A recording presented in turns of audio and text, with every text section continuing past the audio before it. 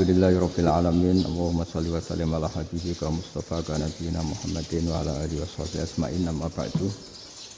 Yang kita hormati Bapak Rektor UMN Dr. Fauzan MPD, Bapak Suparto, Bapak Haris, Bapak Stardi dan Bapak Irwinto, juga Direktur Telkom Bapak Mungkas, teman-teman UMM dan semua yang mendengar yang kami hormati.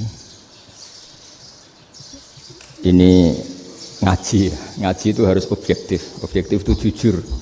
Jadi bisa saja korbannya ayah saya, bisa rektornya, bisa semuanya. Tapi korban dengan makna yang bagus. Karena di antara saran Al-Quran, Allah ngendikan kalau belajar atau mencari nasihat atau mencari kebaikan apa saja, itu diistilahkan walau ala anfusikum awil walidaini wal aqrabin, meskipun ketentuan itu merugikan kamu. Jadi ketentuan apapun yang merugikan kita, kita harus tetap kaji meskipun itu tidak menguntungkan kita. Karena banyak problem, mulai dulu sebenarnya problem itu orang yang wakam da'in yadda'i annahu da'a ilallah, tapi hakikatnya yad'u ila nafsi. Jadi banyak da'i yang mengklaim dirinya mengajak ke Allah dan Rasul, tapi sebetulnya hakikatnya mengajak ke kelompoknya sendiri. Saya ini termasuk kiai yang masih orisinil. Artinya orisinil gini, suatu saat atau kapan saja saya kok sudah tidak laku jadi kiai, asal Islam jalan tetap senang. Karena nggak penting yang populer saya apa enggak, itu tidak penting, yang penting agama ini tetap jalan. Sama, negara ini harus jalan siapapun presidennya. Ya, ini penting saya utarakan karena perbedaan antara nafsu dan komitmen beragama itu tipis sekali. Sehingga dulu pernah ada cerita, ini bukti keadilan Rasulullah SAW. Pernah suatu saat Nabi itu ngaji, yang ngaji seperti ini. Terus ada pemuda dengan cueknya ngelewati masjid yang sedang dipakai Nabi ngaji. Singkat cerita semuanya ngomel ya, bergumam. Celaka betul pemuda itu, ada Nabi ngaji kok tidak ikut ya. Tapi Nabi secara besar hati ngendikan, ini ada di beberapa kitab di Fadhailul Kasbi, keutamaan kerja. Kata Nabi, pemuda itu mau mencangkul di lahannya. Jika dia mencari nafkah untuk keluarganya, untuk kebaikannya, maka itu bagian dari ajaranku. Jadi Nabi berbesar hati bahwa kerja seperti itu bagian dari ajarannya. Jadi tidak harus datang ke majelis ngaji. Dan bisa saja yang sedang hadir itu ya orang yang hindari istrinya minta belanja dari ngaji terus benar dituntut belanja kan gitu. Mungkin anak-anak UMM yang kesini daripada tengok-tengok yang Malang bosen jalan-jalan ke Rembang gitu. Nah, jadi nggak mesti benar juga niatnya gitu. Jadi ya sama itu. Jadi kalau di dunia kiai yang masih orisinil itu, nafsu itu benar-benar dilatih. Maka masyhur dalam cerita ada orang perang sama Ali radhiyallahu anhu. Ketika perang ini sangat semangat, tapi ketika orang itu meludahi dan Sayyidina Ali ini tersinggung karena diludahi, Sayyidina Ali langsung angkat tangan, sudah perangnya nggak usah diteruskan karena saya marah sama kamu sekarang demi nafsu karena kamu meludahi saya, padahal saya tadi motifnya demi Allah dan Rasul. Jadi sangat tipis bedanya kita emosi karena diri kita dan emosi karena Allah dan Rasul. Sehingga ketika diludahin ini terus beliau mikir, jangan-jangan perang saya karena saya diludahi. Nah, yang hilang dari peradaban modern adalah Allah itu tidak begitu hadir di hati kita. Saya sering cerita di mana-mana, teks hadis itu sebenarnya berbunyi gini, ini hadis sahih. Mangka na yu'minu billahi wal yaumil akhir fal yukrim jarohu. Ada yang fal yukrim jarohu dhaifahu, ada yang fal yakul khairan aw yasmut. Siapa yang iman dengan Allah dan Rasul maka harus memuliakan tetangganya, memuliakan tamunya. Dulu itu ada seorang ulama dipanggil anak muda, dibully terus sekarang. Wahai kiai, datang ke rumah saya. Datang kiai itu. Setelah sampai ke rumah orang itu, silakan kiai kembali ke rumahnya. Saya tidak butuh kiai. Kiai itu dengan riang kembali. Setelah di rumah dipanggil lagi. Pak Yai silakan datang ke rumah saya. Datang lagi. Ya senyum-senyum kiainya santai. Wah nggak jadi butuh Pak Yai, silahkan kembali lagi. Sampai 3 kali. Oh itu kalau rektor digitukan marah itu. Dosen marah. Kiainya santai. Santai, senyum-senyum, rileks. Ketika ditanya, kenapa Pak Yai tidak tersinggung? Jawabannya unik. Anak muda, saya ini senang sekali nuruti perintah Allah, disuruh menghormati tetangga. Sehingga ketika Anda manggil ya saya datang. Ketika Anda nyuruh pulang ya saya pulang. Saya senang sekali nyenangkan tonggo. Dan itu perintah Allah, jadi tidak ada hubungannya dengan kamu. Wah pemudanya nangis minta dimaafin. Kalau kita kan enggak, kita ini dosen, kiai, mungkin kita doktor, mungkin kita profesor. Tapi kita ini sering didikte oleh orang bodoh. Kalau orang bodoh itu jengkel, lo kita ya jengkel. Lo kamu jengkel, dijengkelkan orang bodoh itu namanya terdikte. Itu bodoh apa pinter? Wah itu tidak pinter sama sekali. Kalau betul-betul kamu pinter hanya bisa didikte oleh Allah Subhanahu wa Ta'ala. Jadi antara hukum Allah apa? Wa ahsin man asa'a ilaika, berbuatlah baik sama orang yang berbuat buruk sama Anda. Itu dikteannya Allah. Kalau dikteannya orang-orang bodoh kayak dimangkel ben mangkel, terus kamu mangkel. Itu bodoh apa pinter? Nah, problem kita kekinian adalah wong pinter wong bodoh itu podo-podo bisa didikte oleh sekelilingnya. Terus karuan wataknya perempuan seperti itu, wataknya anak-anak seperti itu, kita didikte. Anak-anak jengkelin kita mangkel, berarti kita didikte oleh orang bodoh. Makanya agama itu unik, kadang ngendikan wa ahsin man asa'a ilaika, kadang wasil man qata'aka, sambunglah orang yang memutus kamu. Karena dengan demikian kita hanya didikte oleh Allah Subhanahu wa Ta'ala, bukan didikte oleh hukum sosial. Cara Jawane nak ngapiki tangga sing apik akeh tunggale. Berbuat baik sama yang berbuat baik pada kita itu mbok orang fasik ya seperti itu, maling ya seperti itu, sama. Tapi kalau berbuat baik sama orang yang berbuat jelek sama kamu itu baru luar biasa. Dan memang teksnya hadis wa ahsin man asa'a ilaika, berbuat baiklah sama orang berbuat buruk sama kamu. Jadi nggak boleh orang didikte. Makanya ngaji di sini diantaranya saya akan cerita dalam sebuah hadis sahih, dalam hadis hasan yang diriwayatkan Imam Tirmidzi, ada kalimat dari Rasulullah sallallahu alaihi wasallam, dawe Nabi, la takunu imma'atan taquluna in ahsanan nasu ahsanna wa in dzalamu dzalamna walakin watti'u anfusakum in ahsanan nasu an tuhsinu wa in asa'u alla tazlimu.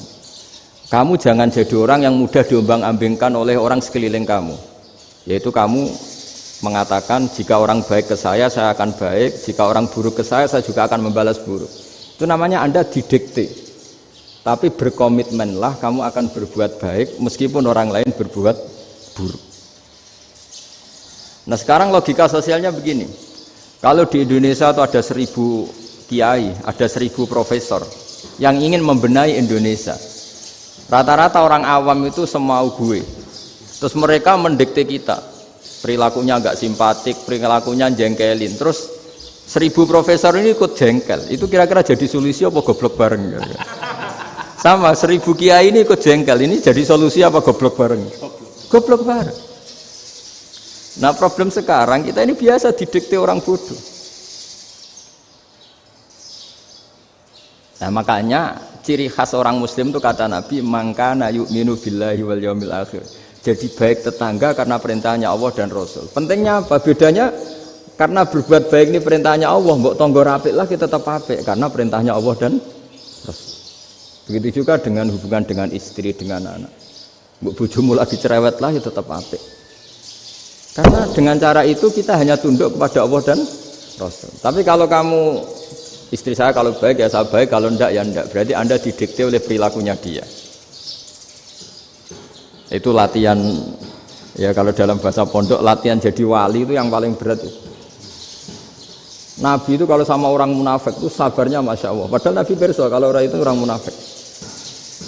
Karena dengan cara seperti itu, bahwa kebaikan Nabi pada seseorang itu atas perintahnya Allah dan Rasul, bukan atas nama servis. Kalau Nabi hanya baik kepada Abu Bakar, itu mungkin orang bilang, wisadune wong Abu Bakar baik sama Nabi. Tapi kalau Nabi baik sama orang munafik, Abdullah bin Ubay bin Salul, itu kalau nggak perintahnya Allah dan Rasul itu nggak bisa. Nah ini cobalah berlatih seperti itu, sehingga kita tidak mudah didikte. Ya saya ulang lagi, nggak mudah apa? Didikte. Maka di antara kebaikan Allah dan Rasul adalah bahkan orang dolim saja diberi jatah rahmat. Makanya tadi seperti mukadimah yang dibaca Pak Haris tadi, agama ini rahmatan lil alamin. Orang yang dolim saja dapat jatah apa? Rahmat, apalagi yang soleh. Nah kemudian yang perlu dicatat, kenapa kita menjadi enjoy dengan Islam? Islam itu adalah agama yang tidak didikte oleh materi. Jadi kalau Anda ingin makan enak, mungkin kalau pikiran kebanyakan orang, anak-anak muda yang milenial, yang gaul, ingin makan enak ya makan yang disukai. Misalnya sate atau bakso Malang atau apa. Kalau orang-orang yang jadi wali gak gitu cara berpikir. Ini yang masih orisinil. Ditanya, ini dunia baru kesulitan makanan, baru resesi. Cara makan enak gimana? Jawabannya lucu. Ya gampang, idamuhu alju. Idam itu lauk. Kalau kamu ingin makan lauknya paling enak apa? Alju. Kamu harus lapar banget. Sampai kalau puasa itu melihat tempe itu wah luar biasa. Tapi kalau kamu nggak puasa, air putih itu nggak menantang. Tapi kalau puasa, tempe air putih itu menarik dan Anda tetap lahap. Apa? Karena lauk terbaik adalah alju, yaitu lapar. Nah tapi kita ini enggak, kita ini kayak orang bodoh. Kayak orang bodoh tadi, profesornya makan nyaman ya kalau sesuai selera. Nah itu kan sama dengan anak-anak ABG. Anak ABG itu makan lahap ya kalau yang disukai. Lalu bedanya apa ABG sama profesor? Kalau cara berpikir masih sama kan itu. Kiainya juga gitu. Kiai makan enak kalau yang disukai, kalau enggak ada. Lalu bedanya apa kiai sama orang awam? Orang awam juga gitu, makan lahap ya kalau yang disukai. Nah ternyata perilaku kita ini yang pintar sama yang bodoh sama mas. Kalau kamu ingin berkasta lebih baik, itu cara makan enak itu apa? Idamuhu alju'. Lauk terbaik adalah karena kita sangat lapar. Makanya masyhur dalam cerita-cerita tarikh sirah nabawiyah. Nabi diberi hadiah, beberapa hadiah. Di antaranya ada yang diterima, ada yang enggak. Termasuk yang dikembalikan itu dokter. Ada seorang raja memberi hadiah Nabi dokter Tobit. Itu sama Nabi dikembalikan karena dokter ini sudah lama kumpul Nabi itu gak pernah sakit. Akhirnya dokter ini putus asa, ini gak perlu diobatin.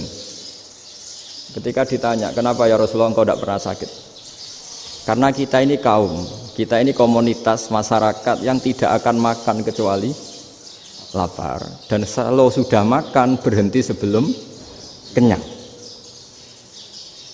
Jadi sederhana sekali pengobatan zaman Nabi. Sebagian besar penyakit itu pasti disebabkan kita ceroboh dalam hal makan. Sudah ngerti kalau durian masalah, kalau makan durian nggak kehitung gitu. Apalagi kalau gratisan itu tambah banyak. Gitu. Pola tidur juga gitu kata Nabi, dan kita tidak tidur kalau tidak sangat ngantuk.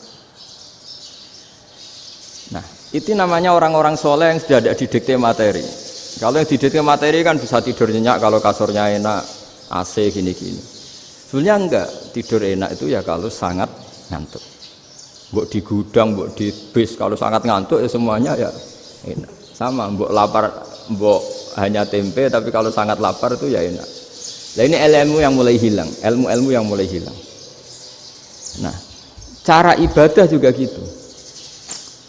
Kita ini kan, saya ini punya bapak kiai, mbah kiai, punya guru yang sangat alim ya seorang kiai Kiai Memun. Itu dulu kita pengkaji ilmu itu tidak pernah tahu bedanya NU dan Muhammadiyah. Karena dulu Mbah Darwis itu Kiai Dahlan itu dulu ngajinya bersama Mbah Hasyim ketika di Indonesia yang ngaji Mbah Soleh Darat. Mbah Soleh Darat itu dulu ngajinya sama buyut saya ke-6 namanya Mbah Soleh Asnawi di Kudus. Mbah Soleh Darat itu dulu alim-alimnya orang Jawa ya Mbah Soleh Darat, Soleh bin Umar. Tempatnya di Semarang, tapi beliau itu sebenarnya orang Jepara yang dekat Kudus. Setelah di Mekah, Mbah Hasyim ini mondoknya, mulazimnya ke Syekh Mahfud Termas, tapi sesekali ke Syekh Khotib Minangkabau. Nah yang Mbah Ahmad Dahlan lebih sering ke Syekh Khotib Minangkabau, sesekali ke Mbah Mahfud. Singkat cerita, karena Syekh Khotib Minangkabau sudah modern ya, terlibat organisasi dunia.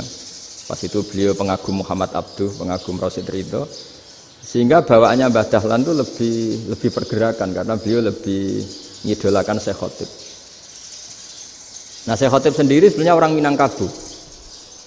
Jadi beliau namanya Muhammad saja sebenarnya. Jadi menantunya orang Arab. Oh itu dicibir mertuanya ini karena punya mantu orang Jawa, orang ndak Arab.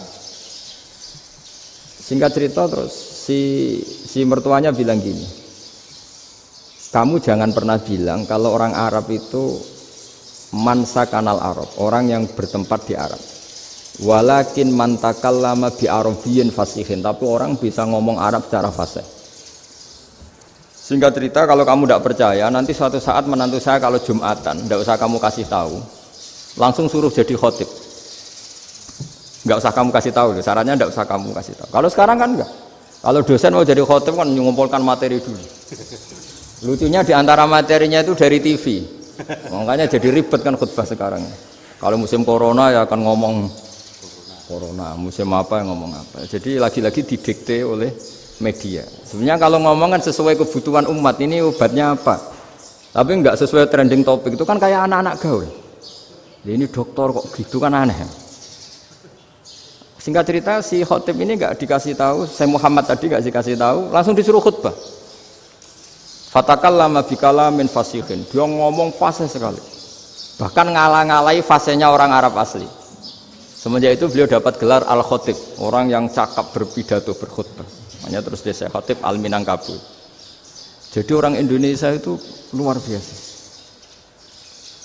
Dulu yang namanya orang Indonesia di Arab Saudi itu dihormati sekali, karena yang ke sana itu pasti ulama. Sudah alim di Indonesia ke sana, termasuk Mbah Ahmad Dahlan, Mbah Hasyim dulu karena sama-sama muridnya Mbah Soleh Darat. Lama-lama yang ke sana itu TKI TKW itu ya mulai agak dibully. Dulu Syekh Nawawi di antara ijtihad yang dihormati itu beliau mengkritik nyuwun sewu orang yang kan orang biasanya normalnya kan muji orang mati syahid. Hebat orang mati syahid itu hebat gini. Oke, kita sepakat orang mati syahid itu hebat. Tapi kata Imam Nawawi dengan syarat niatnya itu li'ila'i kalimatillah dan itu bawaan takdir. Saya ulang lagi, itu bawaan takdir, harus mati di medan perang. Tapi tidak boleh seseorang ini niat perang tapi niatnya supaya syahid. Karena kalau begitu berarti dia berniat supaya menjadi maktulal kafir, orang yang dibunuh orang kafir. Kedua, dengan dia mati berarti pasukan Islam berkurang. Berarti dia ingin pasukan berkurang, hanya ambisinya dia ingin langsung ke surga. Misalnya pasukan orang Islam itu 10, orang kafir 10. Kalau kamu ingin syahid berarti mati 1 kan, tinggal 9 kan. Nah kalau yang seperti itu 10 kan mati semua. Gara-gara ingin syahid akhirnya perangi rapati tenanan, benang mati, benang mlebu swarga. Kata Syekh Nawawi, ya enggak. Kalau kamu perang sama orang kafir ya niat menang. Dengan niat menang ini kamu ingin li'ila'i kalimatillah. Tapi kalau kamu ingin syahid berarti kamu menuruti keinginan nafsu kamu yang cepat masuk surga. Itu orang Arab kagumnya bukan main. Karena di mana-mana orang itu dinilai dari niatnya. Paham ini ya? Tapi perang loh ya, dalam kondisi perang, bukan teroris. Perang itu artinya orang kafir yang ingin bunuh kita, itu perang namanya apa? Perang. Dulu orang cerita syahid itu hanya pokoknya syahid itu hebat, pokoknya syahid itu hebat. Syahid di medan perang itu hebat, pokoknya syahid di medan perang hebat. Tapi ketika Syekh Nawawi memberi penjelasan ilmiah, jika kamu perang ingin cepat mati, ingin cepat syahid, artinya ini untuk pemenuhan diri kamu, karena kamu bayangkan langsung masuk surga. Kamu lupa bahwa dengan kamu dibunuh, kekuatan Islam berkurang. Akhirnya beliau memberi penjelasan, syahid itu bagus, itu sebagai takdir. Hanya takdir itu kita perang yang ingin menang, tapi takdirnya mati. Jangan dibalik, oleh perang rapati tenanan, benang mati, namun lebu. Itu yang pertama, termasuk ulama yang pertama memberi penjelasan itu Syekh Nawawi. Akhirnya melahirkan kekaguman yang luar biasa dengan tafsir Munirnya itu. Terus beliau itu orang yang rileks kalau menjelaskan ilmu. Ini ya juga guru-gurunya Mbah Hasyim, Mbah Guru sama Mbah Hasyim sama Mbah Ahmad Dahlan Syekh Nawawi. Jadi dulu yang alim di Arab itu ada Syekh Nawawi, ada Syekh Khotib Minangkabau, ada Syekh Bakir Jogja, ada Syekh Mahfud Termas. Itu orang Indonesia banyak sekali yang alim. Bahkan diantaranya yang dikagumi Al-Azhar itu juga orang Indonesia, nama Syekh Abdul Manan, itu mbahnya Syekh Mahfud Termas. Itu pertama ada duta besar Indonesia di Mesir, itu termasuk barokahnya Mbak Abdul Manan tadi, itu juga orang Indonesia. Jadi pemahaman ulama Indonesia itu khas, termasuk ketika memaknai apa? Syahid. Ketika memaknai apa? Syahid. Itu unik. Ketika Senawawi diuji dulu itu yang namanya ulama diuji dulu oleh 100 ulama. Jadi dulu ya ada kompetisi. Imam Bukhari diakui jadi ahli hadis itu diuji oleh mi'atu muhaddisin, 100 orang ahli hadis, sanad dibolak-balik, matanya dibolak-balik, tapi beliau tetap bisa mengembalikan proporsi sanad itu. Senawawi pernah diuji gini. Ayul afdol al ulama awe salatin. Keren mana ulama sama raja atau sama orang-orang kaya, sama penguasa? Ya keren ulama. Terus dibully sama orang. Tapi setahu saya banyak ulama yang antri di rumahnya raja, tapi saya tidak tahu melihat raja antri di rumahnya ulama. Kan kebanyakan kan mungkin ustadz atau kiai yang antri ngajukan proposal kan enggak. Nah, kalau raja kan enggak pati itu, malah enggak usah antri, kiainya sudah nyambut sebelum datang. Jawabannya lucu Senawawi itu, dan yang tanya itu langsung diem. Ya karena ulama itu tahu fungsinya uang, sehingga cara nyari sampai seperti itu. Sementara raja-raja itu tidak tahu fungsinya ilmu, makanya tidak pernah sowan ulama. Sehingga jadi ya dianggap enteng saja. Ulama kan tahu fungsinya uang, tahu untuk pondok, tahu masjid. Sementara raja tidak tahu fungsinya ilmu. Jadi itu khas Jawa ya. Khas Jawa, khas Indonesia. Apa-apa yang menurut orang banyak dengan tanda kutip itu buruk atau baik, itu orang Jawa menafsirkan tuh gampang saja. Sehingga semenjak itu Jawa itu dipandang betul. Saya punya kitab namanya Qadayal Haji wal Umrah. Itu terbitan Hayatul Ulya Arab Saudi, milik Wahabi. Itu diantara fatwa yang dipakai untuk solusi muskilatul haji, problem-problem haji kekinian. Itu fatwanya syekh-syekh yang dari Indonesia. Termasuk Syekh Khotib Minangkabau, Syekh Nawawi Banten, Syekh Bakir Nur Jogja. Misalnya begini, dalam fatwa-fatwa yang menyulitkan kita ya, sampai sekarang jadi perdebatan. Ketika Safa dan Marwah itu dengan batas tertentu, saya ulang lagi dengan batas tertentu. Mau tidak mau atas nama kebutuhan, itu kan butuh perluasan. Karena kalau naik turun itu mudah disepakati ulama. Jadi misalnya gini ya, saya punya tanah seluas ini. Pasti orang akan mengatakan sampai bawah ya tanah saya, sampai atas tanah saya. Itu mujma' alaih, itu disepakati. Sehingga Nabi ngendikan al-Ka'bah min tuhumil ardi ilas sama Ka'batun. Ka'bah sampai ujung bumi sampai ke aras semuanya Ka'bah. Sehingga tidak ada perdebatan ulama ketika Masjid Haram ditingkat, kemudian yang di atas sholat. Tetap dia menghadap Ka'bah. Tidak harus diluk melihat di bawah enggak. Karena Ka'bah sampai langit. Sama, tanah Anda kamu tingkat sampai 10, enggak ada tetangga protes. Karena bawah sampai atas tanah Anda. Tapi kalau diperluas, tanah Anda kamu luaskan setengah meter saja atau 3 cm saja, iso geger mbek tonggo. Karena di mana-mana batas itu ya tadi, kalau atas bawah miliknya, kalau samping enggak. Pertanyaannya, perluasan Mina itu ke samping. Perluasannya Matof yang Mas'a itu juga ke samping. Geger kan ulama dunia.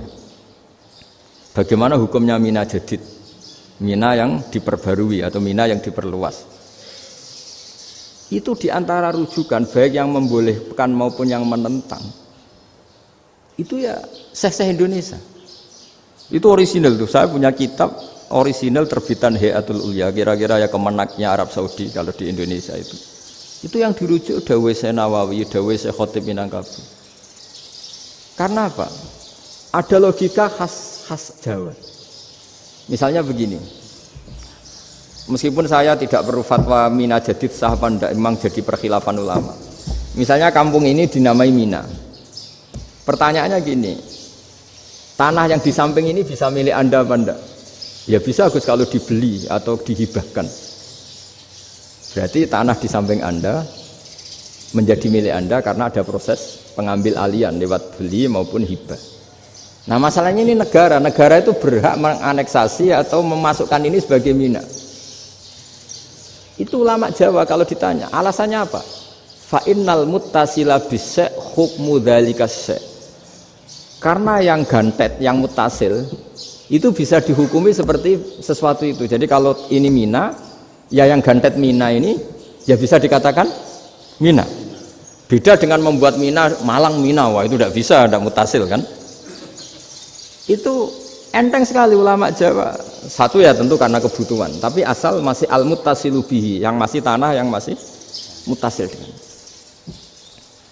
Nah, ketika perluasan mas'ah antara sofa dan marwah kan misalnya ini batas luasnya sofa, ini batas luasnya marwah. Lalu atas nama kebutuhan, sofa marwah itu sampai sini. Sampai agak meluas ke sini. Itu geger Arab Saudi. Wah, ini gimana? Padahal tawaf itu harus antara gunung sofa dan gunung marwah. Sa'i itu ya. Tapi kalau istilah Quran memang tawaf sama-sama. Makanya apa? Inna sofa al-marwata min sya'airillah faman hajjal baita wa i'tamara fala junaha alaihi ayyat tawafa bima. Jadi kalau istilah sa'i di Quran itu masih tawaf. Karena harus ada, kalau bisa lah, bukan harus. Kalau bisa memang harus ada unsur muternya. Kita kalau sa'i kan dari sini sofa sampai sini marwah. Terus kan agak muter ke sini. Nah, kan agak membentuk lingkar. Nah, makanya Quran tetap mengistilahkan apa? Tawaf. Jadi bukan sini ke sini terus sini ke sini kan enggak, tapi sini sampai sini terus muter kan terus sini. Jadi antara setar dan selama ini prakteknya kan gitu ya, sofa ngambil sini terus ke sini terus agak muter. Nah, karena ada unsur agak muter ini terus orang menyebut apa? Tawaf. Tapi itu bukan syarat sah, ini cerita ideal. Saya ulang lagi ya, Gunung Sofa itu puncaknya atau pucuknya kalau dalam bahasa Jawa itu ya hanya segini, ini sampai sini. Nah, kelompok Islam yang fikih keras nggak boleh diperluas karena Allah memilih tempat ini itu spesial, jadi nggak boleh ke yang lain. Tapi ketika kebutuhan mendesak, mau tidak mau harus diperluas. Itu jawabnya Kiai Jawa lucu. Gunung sing ketok iku sing dhuwure tok, sikilane luwih hombo. Jadi karena kita kan gunung kan bentuknya gini. Nah, sofa yang kecil itu yang atasnya, tapi sikilannya sini kakinya lebih luas. Jadi boleh perluasan asal tidak melebihi kakinya. Ya dihitung ya lebih luas.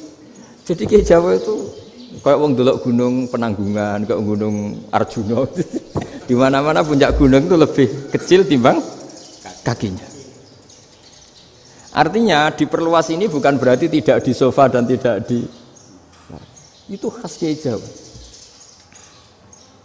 Jadi jangan kira orang Jawa itu tidak hebat sekali. Termasuk perkembangan hotel di Arab Saudi. Itu dulu sebelum ada hotel, buyut saya kelima atau keenam dulu haji, namanya Badur Rahman. Itu kalau mau ingin apa ya, menghindari terik matahari itu masuk gua. Itu masuk gua itu hanya separuh badan, kakinya di luar. Jadi jangan bayangkan kalau gua di Indonesia kayak gua Akbar di Tuban orang bisa masuk jalan-jalan, enggak. Gua di Arab itu kayak cepitan batu, tidak sampai masuk. Sehingga kepalanya dimasukkan, kakinya masih kena matahari, saking panasnya Arab Saudi. Sehingga dalam bayangan hijrah ketika Nabi bersembunyi di gua apa? Sur. Itu kata Abu Bakar, kalau orang kafir melihat kakinya pasti melihat kita karena nggak bisa masuk penuh. Jadi orang itu mau dempes tok. Sehingga ya kira-kira luasnya gua paling segini. Makanya guyonannya kiai-kiai itu untung nggak kayak gua Indonesia. Kalau kayak gua Indonesia laba-labanya capek karena luas sekali. Jadi jangan bayangkan gua Arab itu kayak gua Indonesia. Makanya bayangannya andai kan orang itu melihat ke bawah pasti melihat kita karena orangnya nggak bisa masuk penuh, nggak bisa masuk 100%. Ya kayak cepitan batu lah mirip. Itu kan mirip Gunung Uhud. Gunung Uhud kata Rasulullah, nanti kalau kamu perang itu di atas, menang atau kalah di atas. Musuh biar di bawah. Dengan di atas kamu bisa manah. Jangan bayangkan kayak Gunung Merapi, kayak Gunung Penanggungan. Lah kalau Gunung Penanggungan manah ke bawah yang leyang kan.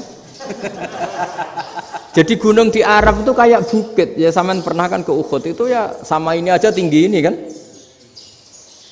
Nah ini yang mulai ada mis, makanya nerjemah itu susah di Indonesia. Karena jabal itu udah harus tinggi. Kalau tinggi nggak bisa manah dari atas ke bawah kan nggak ngefek kan. Sampai kalau ke Uhud gunungnya kan pendek sekali sehingga yang manah dari atas ke bawah ya kalau kena musuh ya celaka karena memang dekat. Ya kalau gunung Indonesia manah dari atas ke bawah yang ngeleyang nggak ngefek. Nah itu susahnya nerjemah bahasa Arab ke kita. Jadi apa ya? Transkrip itu nggak gampang karena ada pengertian yang beda. Kita kalau bilang gunung itu tinggi sekali. Sampai banyak mahasiswa tersesat ya saking tingginya. Kalau orang naik Uhud nggak akan tersesat, wong ketok dari bawah itu. Nah ini pentingnya ngaji ya. Jadi akhirnya ulama-ulama Indonesia itu dipakai rujukan. Jadi mulai Mbah Hasyim, Mbah Ahmad Dahlan sampai era buyut-buyut itu masih orang alim. Lama-lama yang di Indonesia ini orang-orang yang bodoh. Sehingga orang Jawa kalau ke sana dibully, ya Jawa tak kulul khaya. Orang Jawa itu penggaweannya itu makan ular.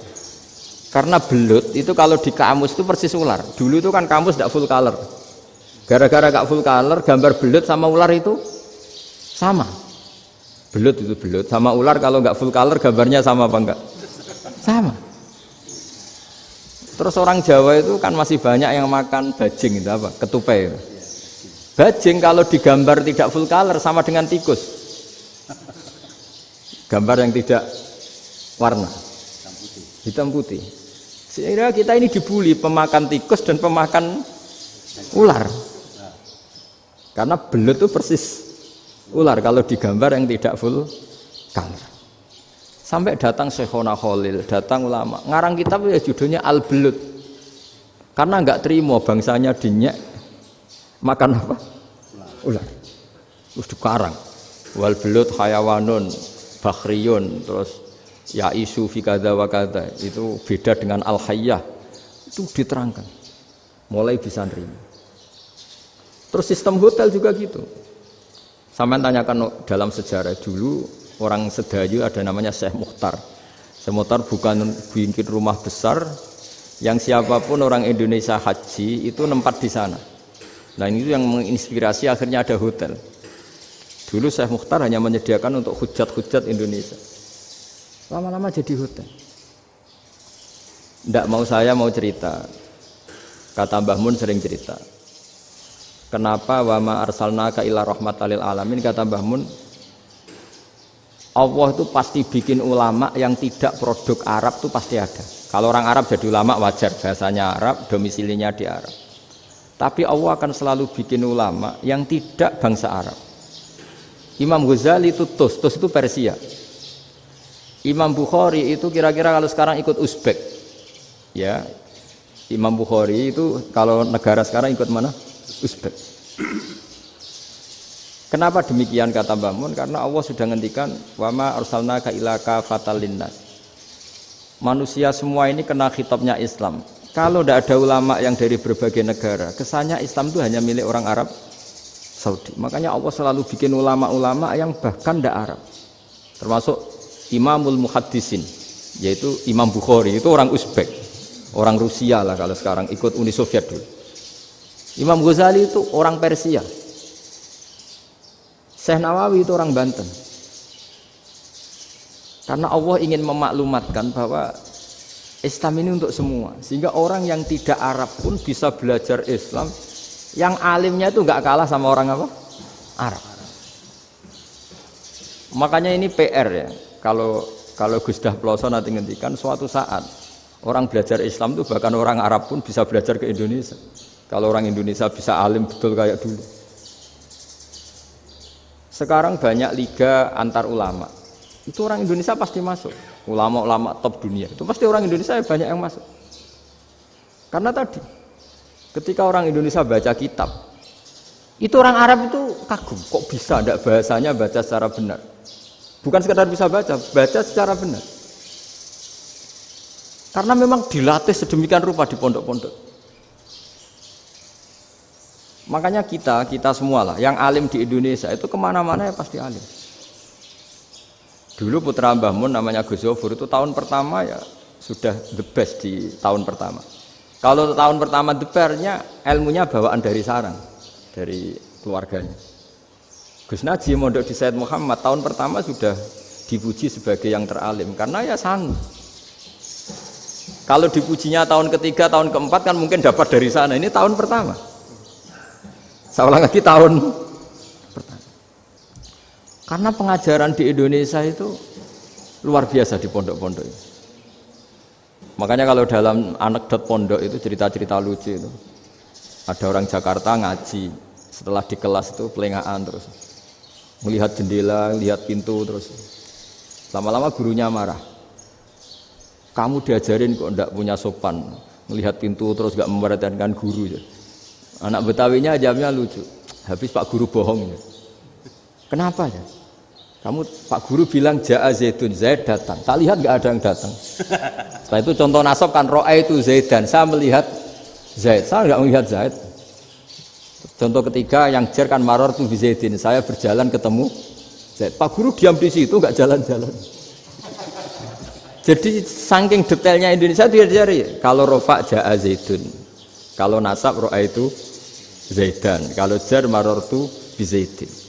Nah si murid Betawi ini karena pertama sekolah, ngiranya gurunya itu cerita, Zaid datang. Makanya dia ngelihat pintu terus, mana katanya datang kok enggak datang-datang. Nah dengan latihan seperti itu, kemungkinan orang Indonesia salah itu kecil karena memang dilatih betul. Saya ulang lagi karena memang dilatih betul. Sehingga ketika orang Indonesia ini yang cerita seorang wartawan. Ini kisah nyata. Kalau ini tidak anekdot, kisah nyata. Ada wartawan internasional ngeliput Ramlah. Ramlah itu di Gaza, ya, di Palestina. Wartawan Indonesia ini hanya bisa bahasa Inggris. Dijak ngomong bahasa Arab. Terus dia bilang saya tidak bisa. Saya tidak bisa, saya bisanya ngomong Inggris. Tapi apa yang terjadi setelah sholat, si Indonesia ini jadi imam pakai sholat jariyah lagi. Baca bismillah benar, bismillahi jar karena mudhof ilaih. Terus ketika iktidal ya benar, Rabbana lakal hamdu mil'us samawati wa mil'ul ardi benar. Ketika tahiyat ya benar, at-tahiyatul mubarakatuh sholawat. Sama orang Arab ini diambungi. Orang Arab kalau senang orang itu dicium. Kamu tawaduk, sebenarnya kamu itu ahli bahasa Arab. Karena orang Indonesia sekali sholat itu nggak ada yang salah, meskipun benarnya karena hafalan, tapi bagi yang ahli nahwu itu hebat. Misalnya kita kalau ngapalkan kan Bismillahi, Bismi jar karena ba, Allahi jar karena mudhof ilaih, Ar-Rahmani jar karena sifat, Ar-Rahimi karena sifat, Alhamdu rofa karena mubtada, Lillahi jar karena ada huruf jarli, Robbi jar karena sifat. Sebetulnya tidak karena pinter, tapi karena hafalan. Tapi orang Indonesia hebatnya itu benar terus. Rabbana lakal hamdu, ya kan? Alhamdu rofa, terus mil'us samawati ya rofa karena sifat. Sehingga terus orang Indonesia kalau sholat di Timur Tengah itu dipuji. Karena makhrajnya ya benar, rofa nasabnya juga benar. Nah itu di negara lain tidak ada enggak Indonesia.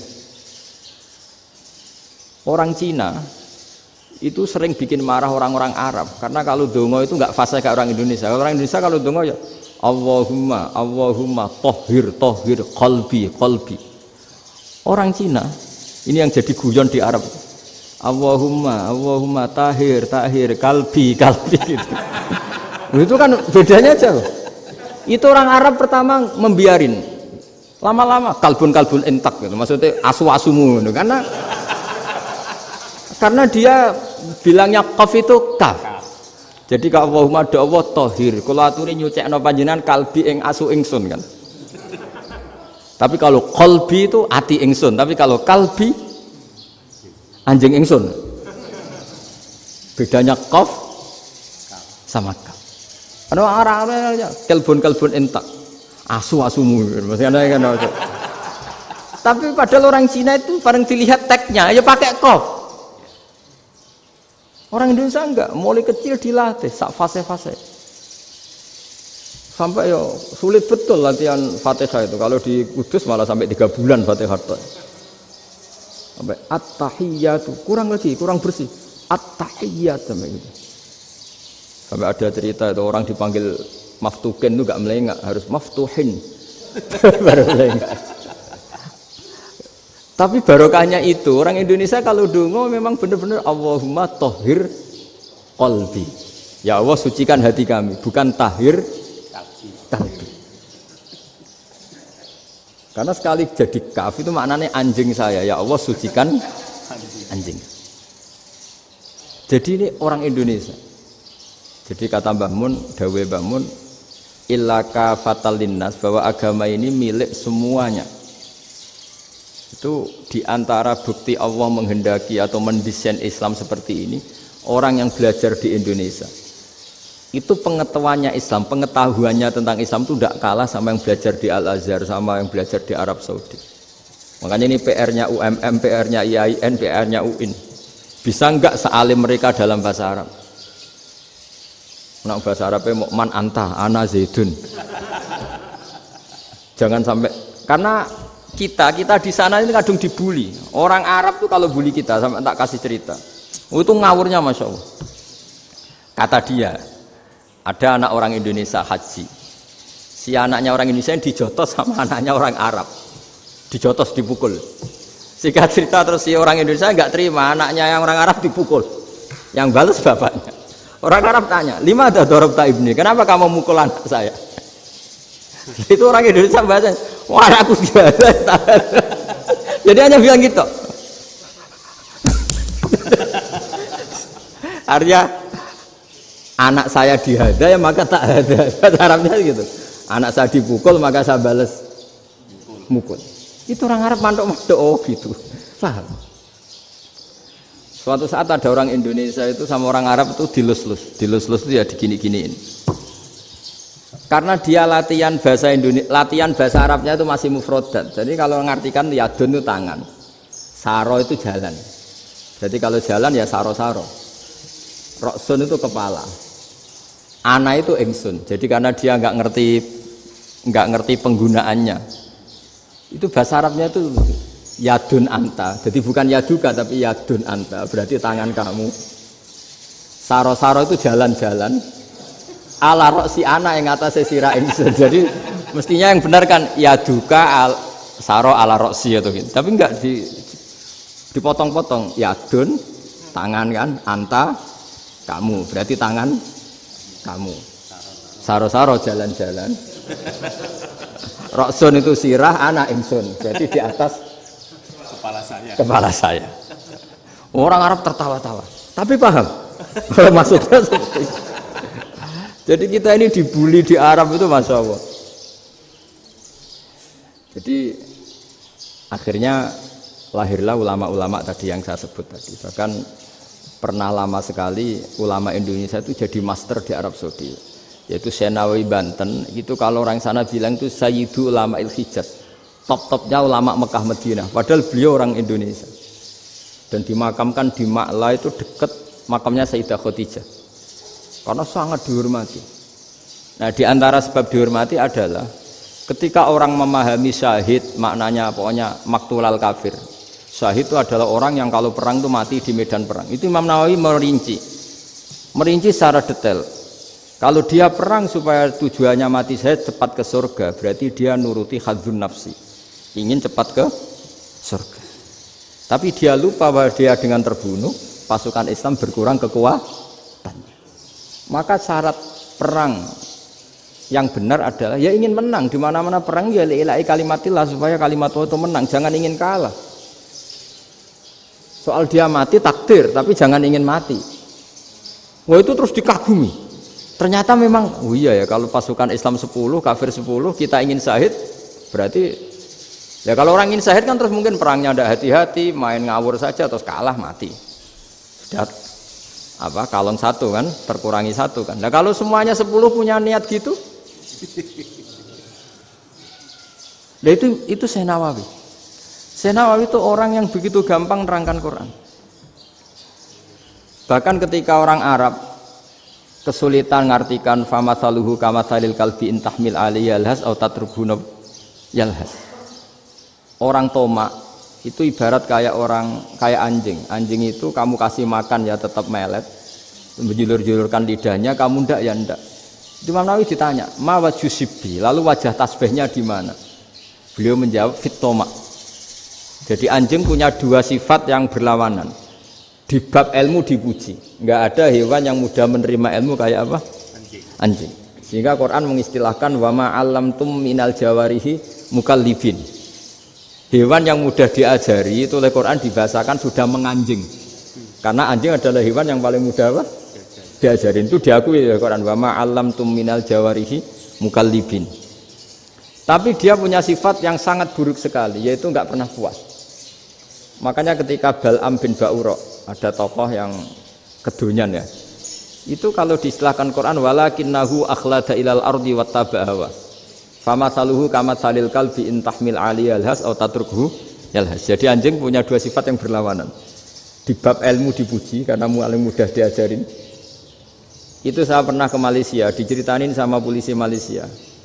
Anjing itu saking cerdasnya itu bisa deteksi CD palsu sama CD bajakan, asli sama bajakan. Itu kan enggak kebayang. Kalau narkoba mungkin masih ada bau khusus ya. Atau mesiu atau bom masih ada bau khusus. Ini enggak. Anjing itu dilatih ngecek CD yang asli sama yang palsu. Oh itu kebablas itu pinternya itu. Itu harganya itu 1 miliar lebih. Paling mahal. Jadi mungkin bisa deteksi ini dosen betul apa abal-abal itu bisa. Itu kiai betul apa kiai pesanan itu mungkin bisa. Itu saya punya kitab namanya Al-Hayawanul Kubro. Itu cerita prestasi-prestasi hewan. Itu yang berkuras-kuras sampai berjilid-jilid. Itu ya cerita anjing. Tidak ada hewan sebaik anjing.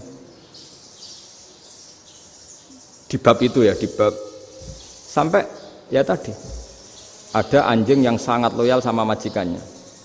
Loyalnya Masya Allah, sopannya Masya Allah. Anjing itu mbok lama berbakti sama sampean, nggak mau tidur di ruang tidurnya sampean, dia tetap tidur di luar. Corong Jawa nggak ngelama. Suatu saat si raja ini minum, wisata minum. Pas mau minum diterjang sama anjingnya sampai tumpah. Kecewanya raja ini itu karena selama ini anjingnya sopan sekali. Sekedar ganggu di ruangannya nggak pernah, malah ini mau minum, minuman yang disukai diterjang anjingnya tumpah. Marah kan anjingnya di mana? Ternyata apa? Minuman itu anjing ini tahu kalau minuman itu beracun, diracuni oleh musuhnya. Itu saking hebatnya anjing sampai ketika ngawal rajanya itu tidak sekedar ada penjahat atau maling. Bahkan trik-trik kayak minumannya diracun oleh orang lain itu anjingnya tahu. Sehingga pas mau diminum diterjang sampai terus supaya enggak keminum. Makanya Quran istilahkan anjing itu apa? Wa ma 'allamtum minal jawarihi mukallibin. Hewan piaraan yang kamu ajarin nanti sampai sepinter anjing.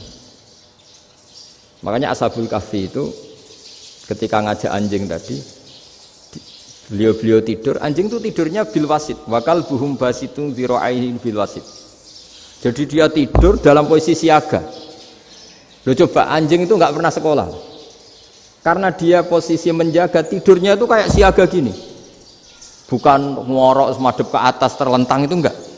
Andai kan dia tidur terlentang itu kan yang mau mengganggu kan, wah asune turu, itu enggak. Dia tidur posisi siaga, makanya disebut lawit tolak ta'alaihim lawalaita minhum firaron. Kalau kamu melihat anjing itu pasti lari karena dia posisi siap merekam. Jadi tidur tapi posisi siap merekam. Jadi matanya tetap terbelalak kayak siaga. Padahal itu enggak diperintah, ya dia memang punya nalar untuk itu. Ini disebut wa ma 'allamtum minal jawarihi mukallibin. Dan dalam teori modern juga gitu. Tapi dalam hukum Islam yang dianut mazhab Syafi'i itu anjing tetap najis. Ya sudah najis ya najis, tapi ada mazhab lain yang mengatakan tidak najis. Tapi tidak usah ngurmat anjing, geger nanti kalau rektor kampus punya anjing. Tapi ilmu itu bagus untuk kelangenan kadang. Andai kan tidak ada mazhab Malik, maka kita kesulitan menceritakan Ashabul Kahfi yang hewan piaraannya itu anjing. Tapi misalnya anjing disucikan, kita juga nanti susah menjelaskan hadis Nabi malaikat itu tidak masuk rumah yang di situ ada apa? Anjing. Maka ilmu itu makanya kata Imam Sa'roni, sebagian ilmu itu memang kelangenan, tapi nggak boleh jadi praktek. Tapi harus ada. Misalnya begini, contoh paling gampang. Api dalam mazhab Syafi'i kan alat pensuci hanya dua, air dan tanah. Ya saya ulang lagi, air dan tanah, yaitu tanah untuk mensucikan najis anjing. Imam Abu Hanifah menambahkan api. Mazhab Syafi'i itu agak kesulitan ketika ada batu bata dibikin dari tanah-tanah yang bercampur kotoran. Mazhab Syafi'i akan kesulitan karena di situ ada najis yang jadi materinya bata. Hukumnya gimana kalau nanti dipakai masjid? Tapi barokahnya ada beberapa mazhab. Abu Hanifah mengatakan dan api. Jadi apa tadi air, tanah, api. Alasannya masuk akal. Ketika usatul mukminin, orang-orang mukmin yang ahli maksiat itu sebelum masuk surga, kalau dia dosanya banyak itu dibakar dulu supaya suci. Emas itu untuk memisahkan dengan materi lain juga harus dibakar. Berarti api termasuk alat. Artinya gini, batu bata yang materinya dari tadi najis sekalipun, ini menjadi suci karena ngalami pembakaran. Tapi kata Imam Sa'roni, ilmu ini hanya sebagai ilmu. Jangan sampai kalau kamu mau wudhu gak ada air terus membakar diri. Lah ini ribet kan. Jadi ilmu itu sebagian memang untuk kelangenan. Karena kita butuh. Andai kan tidak ada mazhab Abu Hanifah, maka kita akan kesulitan pakai bata. Yang kita tahu cara bikinnya kadang di tempat yang kotor, di tempat yang najis. Tapi karena ini ngalami dibakar, maka hukumnya suci menurut mazhab Abu Hanifah. Dan itu sering. Ulama itu sampai apa? Saya punya kitab fikih namanya Fardul Masail. Pengandaian ada masalah. Jadi masalah itu belum terjadi tapi diandaikan. Misalnya kayak di Texas. Bumi itu bulat bola. Texas itu kalau dibor itu pas Ka'bah. Lalu kiblatnya di mana? Bumi ini kan hanya rubuk-rubuk seperempat. Yang ada arah itu seperempat. Tapi kalau Ka'bah itu sama Texas atau Texas dengan Ka'bah itu lalu kiblatnya mana? Wong sudah bebas arah. Maka ilmu mengatakan mara'ahul muslimuna hasanan fawa indahu hasanun. Kamu jangan nuruti ilmu hakikat tapi nuruti mindset. Kalau mainstreamnya orang banyak seperti itu, mindsetnya orang sana misalnya Ka'bah sana ya ikut sana. Tapi ini tidak mewakili hakikat karena kalau yang 380 derajat itu kan terus ribet. Makanya ini kesulitan di bab-bab fikih. Ya saya ulang lagi, kesulitan di bab-bab fikih. Makanya fikih itu selalu bicara misalnya gini, ada orang sholat. Saya ulang lagi. Setelah salam pertama dia kentut, itu sholatnya batal apa enggak? Itu lama berdebat. Yang dikatakan rukun sholat itu salam pertama. Sehingga orang kalau sudah salam pertama, maka sudah keluar dari sholat. Maka kalau kentut enggak apa-apa, wong yang keluar dari sholat itu salam pertama. Tapi lalu pertanyaannya, kenapa Nabi salam 2 kali? Lalu yang kedua gunanya apa? Ribet kan, partai ini kalah pasti kalau ditanya gitu. Tapi kalau ditanya dibalik, sholat itu satu ibadah yang dimulai dengan takbir, yang diakhiri dengan salam. Berarti salam pertama itu pengakhir apa nunggu salam kedua? Pertama, di semua ulama bilang salam pertama. Kalau salam pertama sudah pengakhir, berarti pembatalan setelah itu nggak punya efek, nggak punya akibat. Itu kan ribet, debat fikih itu memang ribet. Fikih itu memang senam otak karena pertanyaannya mirip-mirip seperti itu. Nah, sampean milih mana? Milih salam pertama apa salam kedua? Pasti ulama milih salam pertama. Jadi anehnya fikih itu di situ. Misalnya orang mati, takbir itu berapa kali? 4 kali. Andai kan takbir 5 kali itu batal apa enggak? Satu ulama mengatakan 5 kali itu batal. Karena rukunnya sholat jenazah itu takbir 4 kali. Berhubung ini rukun, kalau nambahi ke 5 berarti menambahkan rukun. Kayak kamu sholat rukuk 2 kali kan batal. Sujud 3 kali batal karena menambahkan apa? Rukun. Berarti kalau takbir 5 kali batal. Tapi pertanyaannya, takbir itu adalah wiridan biasa, sehingga kalau ditambahkan nggak punya akibat batal. Jadi perdebatan ulama itu kadang ya lucu. Kayak kemarin Pak Haris pas pertama bertamu ke sini mau ngundang saya tak ceritain. Dulu sholat jenazah itu pasti mayit di depan. Karena lazimnya sholat jenazah itu mayit di depan. Tapi mulai dulu ulama sudah berpendapat, andai kan jenazahnya di belakang pun tetap sah. Fa innal janazah laisat bi imamin. Karena jenazah itu tidak imam. Kenapa harus di depan? Oh, tidak imam kok harus di depan. Itu mulai dulu.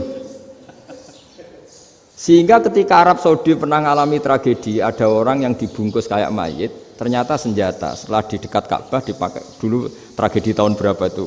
Pokoknya pernah ada tragedi itu. Semenjak itu Arab Saudi kalau ada orang mati tetap di kamar mayit terus ada sholat jenazah. Padahal mayitnya di belakang yang jamaah.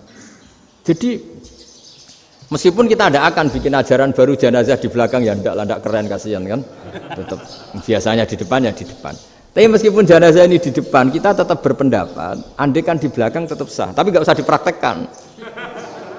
Nah, pentingnya ilmu ini begini.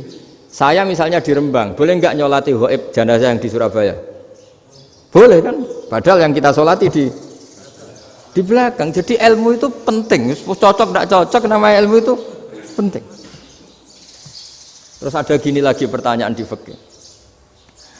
Memang saya sengaja akan ngaji fikih. Kalau ngaji intelektualitas orang Muhammadiyah juara lah. Tapi ini ngaji fikih. Ada orang sarongnya itu pas sampai lutut.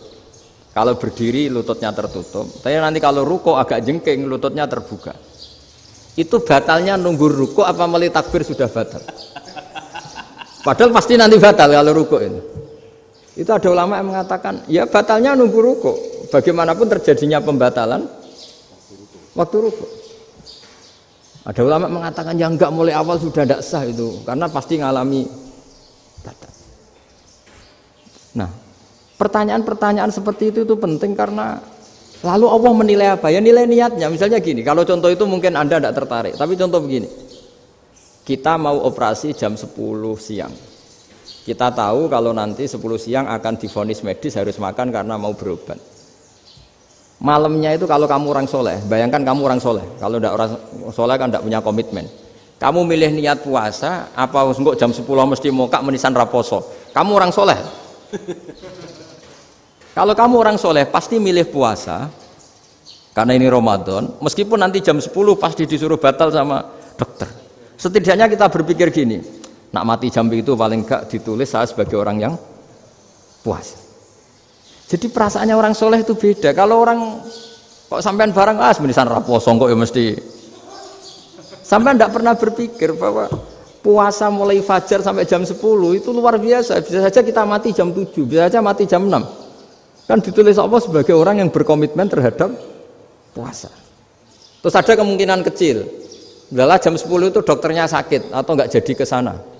Berarti kamu kan nggak jadi boga. Kan ya mungkin juga. Sama yang tadi, delalah sebelum ruko ono wong sing nyarongi sampean, sehingga sholatnya normal. Kamu tidak menemukan pakaian yang pas, jebule pas setelah ruko, mau ruko, ono wong wah sholatnya kira bener itu sarongi. Itu agama. Jadi agama itu dimulai dari mana coba? Dimulai dari niat, dari komitmen.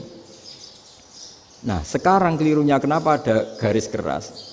Agama itu dimulai dari keinginan ideal. Itu yang mulai itu ada orang-orang garis keras. Agama ini enggak, agama ini dimulai dari niat. Sampai ada kaidah agama la yudraku kulluh la yudraku kulluh. Kalau tidak bisa ideal jangan ditinggalkan sama sekali. Tapi orang enggak, sekarang bayangkan Islam itu ideal. Pemimpinnya ya soleh, masyarakatnya soleh, enggak ada maksiat, enggak ada apa. Nan apa ilmu?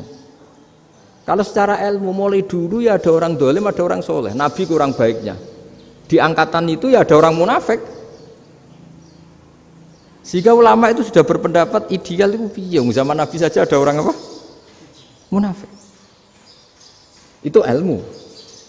Kalau nuruti kelangenan inginnya dunia ya steril, enggak ada maksiat, enggak ada. Dan agama itu diciptakan Allah itu memang unik.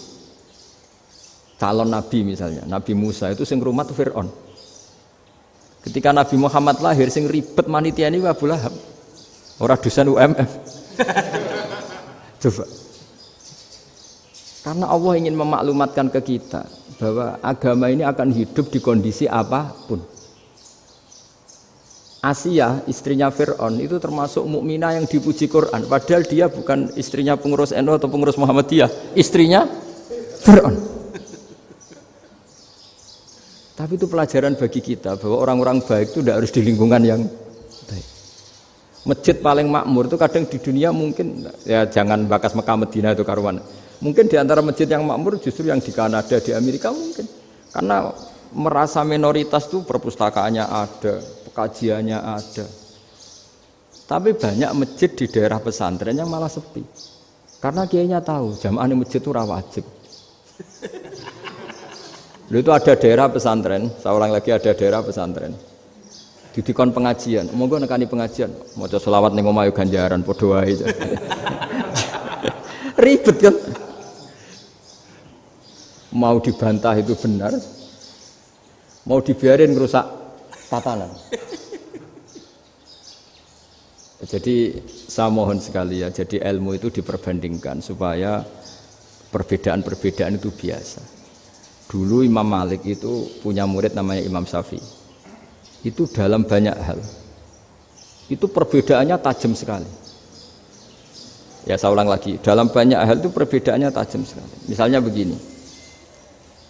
Ini terakhir percontohan saya fikih, nanti dikaji sendiri. Ada seorang A'rabi, Ja'a A'rabiyun. Ini di hadis sahih diulang-ulang di semua Al-Kutubus Sittah ada peristiwa ini. Ja'a A'rabiyun ila Rasulillah sallallahu alaihi wasallam faqala ya Rasulullah ahlaktu. Qala wa ma ahlakaka? Qal wa qatu imraati fi nahari Ramadan. Ya Rasulullah, saya ini orang yang rusak. Kenapa? Saya ini hubungan intim sama istri saya ketika masih siang Ramadan. Singkat cerita orang ini dihukum berat sama Nabi. Hukumannya adalah karena dia membatalkan puasa ketika dengan hubungan intim. Sama Nabi dihukum, kamu harus merdekakan budak. Wah, tidak mampu ya Rasulullah, saya tidak punya budak. Jadi ini bukti bahwa agama ini sangat sosial sehingga sebagian kafaroh harus memerdekakan budak. Kamu kalau gitu puasa 2 bulan. Yang baru puasa 2 hari aja kecelakaan malah disuruh puasa 2 bulan. Ya sudah kamu ngasih makan 60 orang miskin. Saya ini orang paling miskin. Kok ini jadi sudah miskin agak hiper lah orang itu. Poso-poso kok gitu. Itu kata ulama kalau orang Jawa enggak mungkin makanannya tempe mendoan, enggak mungkin itu. Di Jawa itu nggak mungkin lah ada orang batal puasa karena hubungan intim. Ada istrinya nggak cantik, cerewet, sang lanang mangane mendoan, itu tidak mungkin, kecelakaan itu tidak mungkin. Tidak mungkin itu. Tapi kalau Arab mungkin karena makanannya daging. Singkat cerita, terus pertanyaannya gini, kalau batal biasa itu kan bayarnya puasa 1 hari. Kalau batal, tapi kalau batal pakai hubungan intim, pakai jima kalau dalam bahasa fikih itu kafarohnya berat, yaitu merdekakan budak atau puasa 2 bulan berturut-turut. Pertanyaannya gini, jima istri itu boleh loh tidak zina. Seorang jima istri itu boleh loh tidak zina. Itu kan hukumannya berat. Nah terus Imam Malik berpikir kalau gitu tidak harus jima dong. Poso-poso ora ana uzur ora ana apa terus nyate. Esuk mangan bakso tanpa ada alasan syar'i. Hukumnya harus sama dong, karena jima hukumnya boleh, berarti semua iftar, semua pembatalan puasa yang tidak ada udzur syara' maka hukumnya sama, yaitu sanksinya sama. Masuk akal enggak? Masuk akal dalam mazhab Imam Malik. Dalam mazhab Syafi'i enggak. Mulai dulu jima itu beda. Kayak mertamu nih gone wong, mangan iku oleh, tapi nak nggo bojomu mbok jima niku wis nemen ngawure lah. Itu beda dari Imam Syafi'i itu, pokoknya beda, jima sama makan itu beda. Lah ya terus setelah itu terus ada pertanyaan, bagaimana kalau makan dulu baru jima? Ribet kan? Makanya itu sampai dibabkan Kitabul Khilafil Fiqhi, bab merekayasa fikih. Makanya itu perdebatannya orang Hanafi sama Imam Syafi'i juga sama. Ada orang jam segini lapar sekali, kalau langsung makan kan kena sanksi. Ya pergi aja dulu, pura-pura ngaji ke Gus Bah gitu. Nanti kan jadi musafir kan? Wah itu sudah boleh itu kan? Musafir. Padahal enggak. Memang dia pergi itu karena supaya bisa makan. Mau enggak kepikiran ngaji kok tahu-tahu ingin ngaji. Mumpung Ramadan nah makanya dibabkan Apakah boleh merekayasa fikih? Tapi fikih bisa apa coba? Dengan status kamu musafir, ya memang boleh iftar, boleh berbuka. Lah itu terus jadi terus perdebatan ulama menyangkut fikih. Karena memang masalah furu'iyah. Sehingga termasuk perdebatan kita dalam perilaku. Misalnya adat orang NU kalau habis salam itu menghadap ke kiblat karena arah terbaik itu kiblat. Tapi sebagian orang Muhammadiyah atau mungkin semuanya menghadap ke makmum. Itu memang teks hadisnya itu kita yang meneliti hadis itu semua syarah itu berdebat. Nabi memuji kiblat itu arah terbaik, oke. Tapi di bab itu Nabi itu aqbala alaina, menghadap ke kita. Lalu pertanyaannya, kenapa menghadap ke kita? Ada mengatakan karena Nabi memang punya tradisi kadang ngendikan. Ya tentu dulu istilahnya tidak kultum, nggak ada istilah itu dulu. 7 menit itu nggak ada. Tapi ada ulama yang analisis begini, termasuk kitab Fathul Bari. Nabi itu tokoh sentral, taruh lagi Nabi itu tokoh sentral. Ini kata kitab Fathul Bari, bukan kata saya. Nah, orang-orang yang imamu kaumi, orang-orang yang jadi imam di daerah masing-masing, tetap kalau sholat itu ikut Nabi. Ikut Nabi setelah salam langsung pulang. Jadi sebetulnya salam langsung pulang itu ya ada sejarahnya, karena dia mau jadi imam di daerahnya. Nah, tidak kebayang kalau Nabi itu madhep kiblat. Kalau Nabi madhep kiblat, orang yang masbuk, yang barusan datang, pasti langsung usolli misalnya fardhul isya'i misalnya. Terus makmum Nabi, padahal Nabi sholatnya sudah selesai. Jadi intinya gini kata Fathul Bari, imam setelah salam itu harus bikin gerakan atau omongan atau apa saja yang menunjukkan kalau sholatnya selesai. Di antara gerakan itu adalah beliau harus menghadap ke hadirin atau menghadap ke utara atau apa saja yang penting menunjukkan kalau sholat ini sudah selesai. Itu fikih. Jadi fikih itu cara menganalisis itu memang unik. Karena kalau Nabi tetap seperti itu, posisi pancet seperti itu, maka orang yang baru datang mengira Nabi masih sholat. Nah, pertanyaannya kalau mereka sudah takbir, malah sholatnya tidak sah. Kenapa tidak sah? Menggantungkan sholat atau mengikatkan sholatnya dengan orang yang sudah tidak sholat. Jadi menjadikan orang yang nggak sholat sebagai imamnya, kan nggak boleh. Maka Nabi harus memaklumatkan dengan gerakan itu bahwa beliau sudah tidak sholat. Karena orang datang dari berbagai daerah. Jadi nganalisis fikih, fiqhul hadis namanya. Itu ulama itu mau tidak mau debat. Karena pertanyaannya itu kenapa? Ya memang mau apa? Karena yang namanya sosial itu yahtamilu muhtamilatin, ada sekian kemungkinan. Makanya dalam madzhab istimbat itu, ketika Nabi sedekah pakai tamer, pakai kurma, itu ulama mesti ngitungnya tuh kut. Kut itu makanan pokok. Sehingga Imam Syafi'i mengatakan kalau di Indonesia pakai beras misalnya, karena kutil balad Indonesia itu beras. Oke, Imam Syafi'i mainstream. Tapi ketika era Yusuf Qaradawi di Al-Azhar di Mesir sana, ulama-ulama mulai usil. Sama sih ingat Mbah Mun sering gojlokan, lah iya petani gabah, petani padi wis melarat wajib zakat. Petani cengkeh, kakao, suga-suga wajib zakat hanya karena yang ditanam tidak tidak makanan pokok. Jadi mulai ada ulama mulai gerah lah, kalau bahasa politiknya mulai gerah. Yang petani miskin gara-gara yang ditanam padi wajib zakat. Yang orang-orang di sana misalnya di Sulawesi karena tanamannya kakao atau cengkeh tidak wajib zakat karena bentuknya tidak tidak makanan pokok. Geger kan di Al-Azhar geger. Akhirnya hampir semua ulama berpendapat ya sudah sekarang ketika Nabi menzakati makanan pokok itu jangan dihitung sebagai makanan pokok. Wa mimma akhrajna lakum minal ard. Apa saja, ma itu apa saja. Makanya kata Yusuf Qaradawi, ma itu apa saja. Makanya semua tanaman yang menghasilkan uang itu wajib zakat.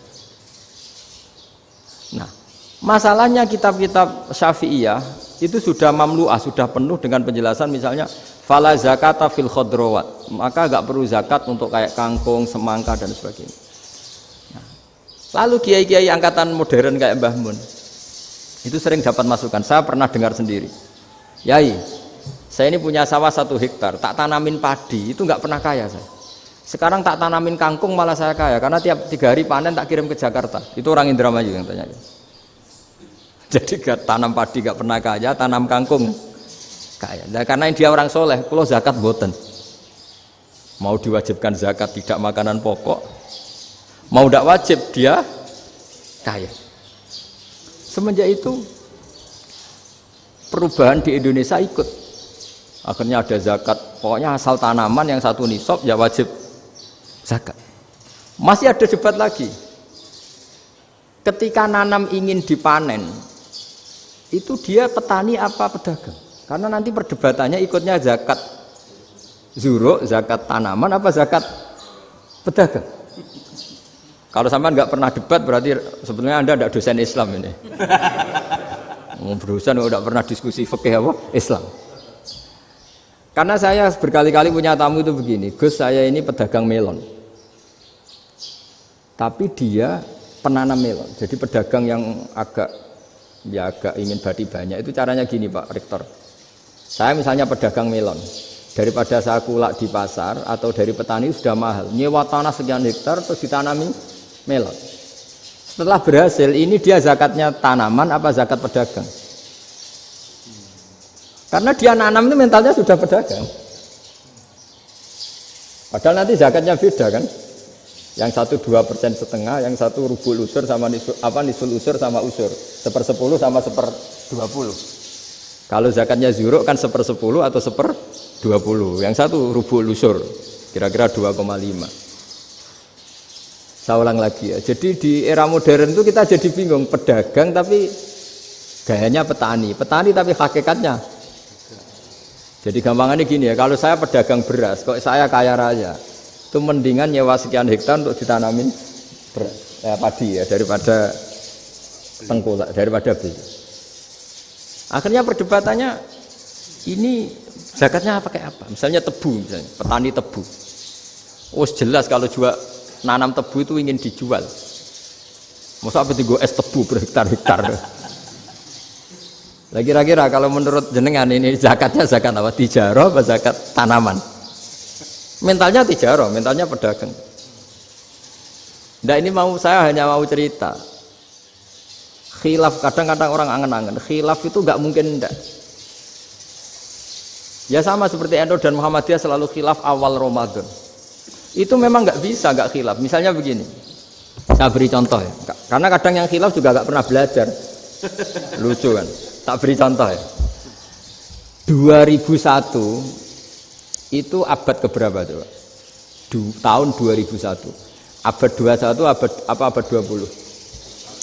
Abad 21. Jadi meskipun terpaut 1 tahun, padahal abad itu 100 tahun. Nah pikirannya orang-orang Muhammadiyah seperti itu. Hilal kalau sudah melewati garis ufuk, meskipun setengah derajat atau 1 derajat itu sudah ikut bulan berikutnya. Sehingga ya sudah meskipun sekian derajat sudah dianggap Ramadan. Nah pikirannya orang NU enggak. Harus ru'yah bil fi'li. Itu sebetulnya lagi-lagi sebenarnya tidak masalah NU dan Muhammadiyah, itu di kitab-kitab ya seperti itu. Kita ini nggak biasa goblok ya. Artinya kita yang keluarga kiai tahunya kunut mazhab Hanafi, tidak kunut mazhab Syafi'i. Tapi tahu-tahu ini mazhab NU, ini mazhab itu aneh itu menurut kita ini anggap apa? Mana ada Muhammadiyah jadi mustahid, mana ada NU jadi mustahid. Jadi sebetulnya orang tahu semua lah kalau Abu Hanifah itu tidak kunut, Imam Syafi'i itu kunut. Imam Syafi'i pernah main di masjidnya Abu Hanifah ya tidak kunut, ditanya kenapa tidak kunut? Jenengan itu presiden kunut, tidak sanggup mati Abu Hanifah. Dulu dia biasa aja. Sekarang geger, ya karena tidak punya kegiatan. Sebenarnya itu nggak masalah, mulai dulu biasa. Saya teruskan ya. Nah, menurut mayoritas ulama nunggu ru'yah bil fi'li. Ru'yah bil fi'li itu gini. Mata telanjang bisa melihat karena agama ini menggantungkan perintah itu sama melihat. Kalau kamu tidak melihat itu bagaimana kena hukum? Ibarat gini, Pak Rektor datang ke rumah saya tapi saya nggak tahu, kena nggak saya hukum harus menghormati? Dia datang nggak sembunyi-sembunyi. Saya kena hukum harus menghormati ya kalau melihat, kalau enggak ya enggak. Tapi Pak Rektor tetap bilang, tapi saya hakikatnya datang, jadi saya datang itu. Itu kan ribet. Akhirnya ya sudah, itu nggak ada khilaf sampai mati, ada khilaf karena yang satu menggantungkan hukum itu digantungkan sama tahu. Kalau tidak tahu ya, misalnya baju saya ini hakikatnya ada najis, pas sholat saya tidak tahu, sholat saya sah apa enggak? Sah, karena hakikatnya ya memang saya tidak tahu, tapi hakikatnya ada najis apa enggak? Ada. Ya sudah, itu sama-sama masuk akal. Ada lagi khilaf yang senam otak. Fasyamu salasati ayamin fil haji wa sab'atin idza raja'tum. Singkat cerita ada satu pelanggaran haji yang kata Allah kafarohnya itu puasa 3 hari sama 7 ketika kamu pulang, idza raja'tum, ketika kamu pulang. Dalam mazhab Syafi'i yang namanya pulang itu yang haji sudah sampai rumah. Di mana-mana pulang itu ya sampai rumah. Dalam mazhab Abu Hanifah enggak, ketika orang sudah balik kanan dari Arab Saudi, dari Mekah, ya namanya sudah pulang. Misalnya gini, ini Pak Rektor pamit saya, Pak Haris. Gus, Pak Haris mana? Ya sudah pulang kata saya, padahal sampai pandangan sampai depan. Tapi bagi keluarganya belum pulang. Lalu idza raja'tum ketika pulang itu bahasanya siapa? Bahasa istrinya apa bahasa yang ditamoni? Kamu ditamoni orang, terus kamu tamunya mana? Sudah pulang. Tapi tanyakan istrinya, belum pulang. Jadi khilaf-khilaf gini kok jadi geger itu kan goblok banget maksudnya itu. Jadi biasa, gini itu biasa. Jadi ya karena memang ini bukan masalah akidah, ini masalah furu'iyah, masalah fikih itu masalah furu'iyah. Mau tidak mau harus beda. Misalnya di sholat juga gitu. Wa ayyuku udin ko adal musolli sokat sholatu. Duduk dengan gaya apapun itu sholatnya sah. Sehingga sampean kalau haji atau umroh, orang Arab itu jenenge duduk ngenak awak di kursi. Duduk sopan ya hanya orang Indonesia loh. Kalau sholat tuh masih duduk ala orang tahiyat. Kalau sampean di Mekah, duduknya pakai apa coba? Kursi ya? Oh enak sholat duduk. Karena memang takbirnya di fikih dengan duduk gaya apa saja sah. Makanya sengenak awak duduk di kursi. Ribet kan? Mau tidak disahkan itu namanya duduk. Mau disahkan masa iya sowan Allah kok duduk santai-santai gitu. Tapi mau apa? Ini fikih.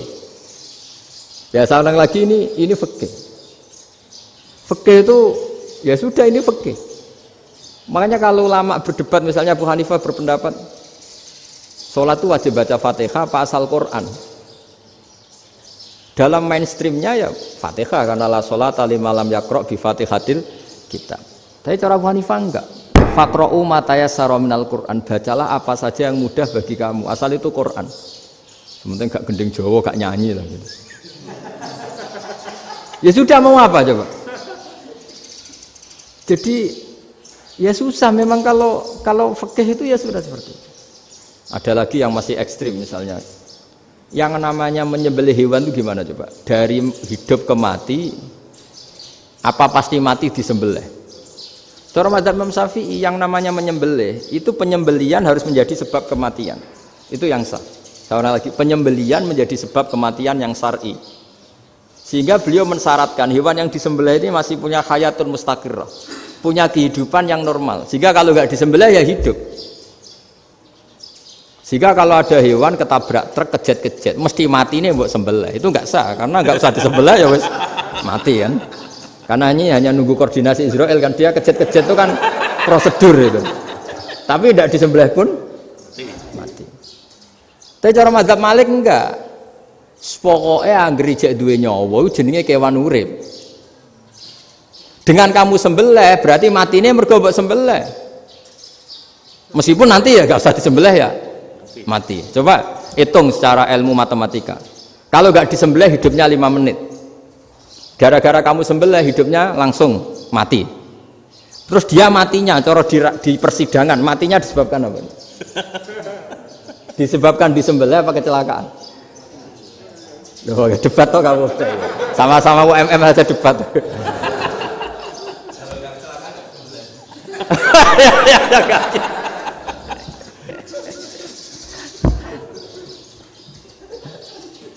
Loh, saya pernah ngalami nyata itu. Saya jalan-jalan sama anak saya pakai motor.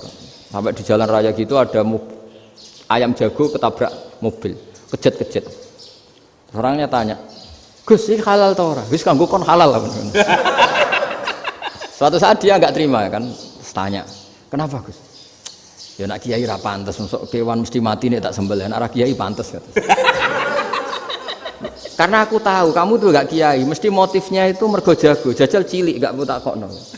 Adekan ayam itu bayi kan gak ditanyakan, kejat-kejat mati rak lah, wong cilik wae. Tapi masalahnya ini kan jago, eman. Tapi secara fikih pertanyaannya tadi, hewan yang sudah tidak punya hayatun mustaqirrah, dia hanya punya al hayat al ittiroriyah, dia punya harokah ittiroriyah, dia mati kejat-kejat, memang prosedur mati harus seperti itu. Mbok kecelakaan kayak apa, kalau mati kan kejat-kejat dulu. Nah ketika kejat-kejat ini pertanyaannya ini kan hidup apa mati namanya? Enggak, namanya hidup apa mati? Pas kejat-kejat itu hidup. Cara Imam Malik itu hidup. Ya sudah, kalau hidup disembelih ya halal. Karena misalnya nanti kalau nggak disembelih matinya kan 2 menit lagi, gara-gara disembelih mati sekarang. Tetap penyebab kematian itu nyembelih. Penyembelian ini sebab kematian. Tapi kalau Imam Syafi'i enggak, cara berpikir wes nemen, paling roh besok kaget langsung mati. Kalau gitu berarti kamu nyembelih barang mati. Jadi fikih itu kadang unik. Makanya ketika ngitung fikih itu unik ya. Orang keluar mani wajib apa? Mandi kan. Terus Imam Syafi'i ditanya, kenapa kalau orang lahir kelahiran juga harus mandi? Namanya nifas. Fa innal walada waliyun munakidun. Ya, anak ya mani yang menggumpal. Bedanya apa anak dengan mani itu? Jadi fikih itu kadang lucu, di rumah-rumah tenan juga lucu. Keluar mani wajib mandi. Berarti kalau keluar anak ya wajib mandi, karena hakikatnya anak adalah mani yang mengkristal. Terus usia orang sudah didosan macam-macam itu kan hakikatnya mani. Itu fikih. Nah terus ditanya, kenapa kalau lahir langsung mati tidak wajib disolati? Ya jawabannya Mas Syafi'i lucu. Di mana-mana sholat tuh nyolati mayit. Yang namanya mayit itu pernah hidup terus mati. Kalau itu ndak mayit ya sudah. Jadi kadang, nah iya kan disebut sholat mayit. Yang namanya mayit itu apa? Pernah hidup. Nah ini kan ndak pernah hidup. Maka ya sudah seperti itu. Jadi nggak khilaf itu ndak mungkin. Nah, kalau qit'atul lahmin, kalau hanya potongan daging, mungkin wah itu tidak manusia karena qit'atul lahmin. Sekarang pertanyaannya, kalau sudah berbentuk manusia, meskipun tidak pernah hidup, nah ini mulai perdebatan karena melihat tidak pernah hidup itu nggak memenuhi syarat, tapi melihat ini sudah suratu adamiyin, bentuknya sudah. Nah kira-kira gitu perdebatan fikih. Makanya dulu awal mula zaman sahabat itu sudah debat. Masyhur kan, Nabi ada kontingen ke Bani Quraidah. Ya kalau kira-kira saya minta Pak Rektor kamu jangan, kalau ke Malang jangan sholat asar kecuali sampai Tuban. Sebelum Tuban ternyata matahari mau tenggelam. Terus Pak Rektor milih, wah sudah sholat di Bulu. Padahal belum Tuban. Padahal saya bilang jangan sholat asar kecuali di Tuban. Yang Pak Haris enggak, tetap sholat di Tuban meskipun matahari sudah tenggelam. Karena Nabi menyebut Tuban. Singkat cerita, zaman itu kan Bani Quraidah. La tusolliyanal asra illa fi Bani Quraidah. Kalian semua jangan sholat asar kecuali sampai Bani Quraidah. Ternyata di tengah perjalanan matahari sudah mau tenggelam, kira-kira kurang 2 menit atau 3 menit. Sahabat-sahabat, sudahlah kita sholat asar di sini. Kalau sampai sana pasti sudah tenggelam. Separuh sholat. Yang separuh enggak, kata Nabi harus di Bani Quraidah. Ya sudah nunggu di Bani Quraidah meskipun matahari sudah tenggelam. Singkat cerita dua kelompok ini matur, ya Rasulullah kita ngalami ini perdebatan gini-gini. Di semua riwayat di hadis-hadis sahih disebut falam yu'annif wahidan minhuma. Nabi tidak menyalahkan salah satunya atau enggak menyalahkan dua-duanya. Itu bahasa Indonesia juga ribet, yang benar gimana itu? Enggak menyalahkan salah satunya apa enggak menyalahkan dua-duanya? Gimana bahasa benernya? Salah satunya. Salah satunya itu dua-duanya? Ya. Enggak, kalau bahasa Indonesia tidak menyalahkan Kedua-duanya. Kedua-duanya apa salah satunya yang benar? Kedua-duanya. Kedua-duanya. Bahasa Indonesia itu ya kadang ruwet ya. Orang pinter kayak Pak Habibie itu namanya ya orang luar biasa. Nanti sekolahnya orang-orang idiot itu ya sekolahan luar biasa. Orang pinter banget bahasa Indonesianya luar biasa. Kalau sekolah untuk orang-orang yang idiot juga luar biasa. Jadi kalau dipuji luar biasa itu gak jelas ini luar biasa ya. Gak jelas kadang bahasa kita ini kadang ya gak jelas. Nah itu gak menyalahkan dua-duanya apa salah satunya? Keduanya, tidak menyalahkan kedua-duanya. Misalnya dibahasakan gak menyalahkan salah satunya, benar apa salah? Benar. Benar berarti ya sudah benar semua. Jadi itu bukti bahwa ijtihad itu boleh. Saya ulang lagi, bukti bahwa ijtihad itu boleh. Padahal ini jelas yang satu harus sholat asar padahal matahari sudah tenggelam. Makanya di antara fikih unik itu begini. Saya ulang lagi fikih unik.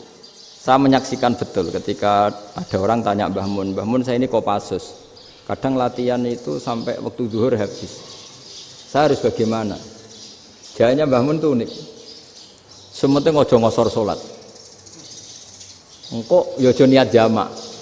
Atok kodok katanya. Singkat cerita terus orang ini diskusi sama saya karena ini ya alim pernah mondok. Kenapa kosor tidak boleh? Karena kosor itu ekstrim, merubah bentuk sholat dari 4 menjadi 2. Maka alasannya harus jelas. Harus jelas itu orang yang latihan di Kopassus itu kan dia sudah berasrama di situ. Berarti dia sudah tidak musafir karena asramanya di situ, sudah mukim. Kalau dia kosor itu merubah bentuk sholat dari 4 menjadi 2. Merubah itu ekstrim. Tapi kalau dia qadha itu hanya mengakhirkan sholat dari waktunya. Kira-kira kalau kamu jadi malaikat ekstrim mana? Merubah sama menunda? Ekstrim merubah kan? Karena 4 menjadi 2. Terus ojo jamak takdim tapi jamak takhir. Itu juga penting. Bagi pengkaji fikih itu penting. Kalau jamak takhir itu salah-salah sidik ora pati popo. Kenapa? Kan mirip duhur qadha. Kalau jamak takhir kan tapi kalau jamak takdim asar kok di waktu duhur ekstrim mana? Perubahan takhir sama takdim itu ekstrim mana? Ekstrim takdim karena melakukan sesuatu belum waktunya. Belum waktunya. Jadi itu memang ya memang tadi kajian-kajian fikih itu memang unik. Karena bagi ahlinya, saya ulang lagi tapi ini saya ulang lagi bagi ahlinya. Makanya ketika Nabi menjamak sholat ketika nusuk, ketika haji itu kata Imam Syafi'i lis safar.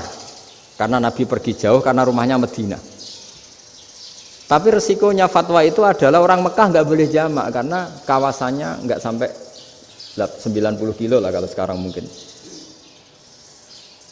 Tapi kalau tahu Imam Malik enggak, jalin nusuk sehingga orang Mekah pun yang haji ya boleh jamak karena alasan jamaknya karena nusuk, karena haji bukan karena jarak. Terus diteruskan lagi. Kalau karena pergi boleh jamak, memangnya pergi itu kenapa?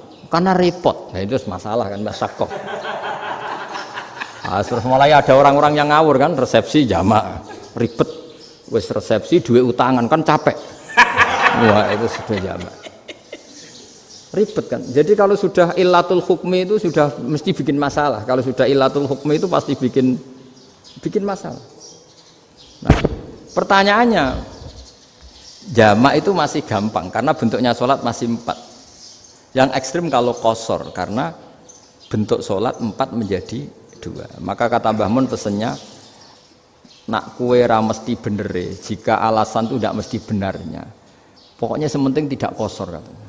Juga tidak jamak takdim karena qasar ini kan merubah bentuk sholat kan ekstrim. Jamak takdim juga ekstrim karena mendahulukan sholat sebelum waktunya.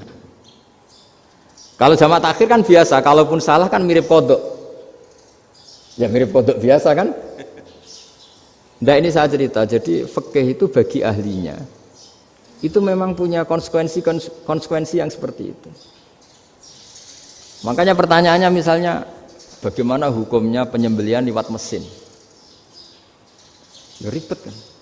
Bagaimana nyembelih dari apa ini? Belakang.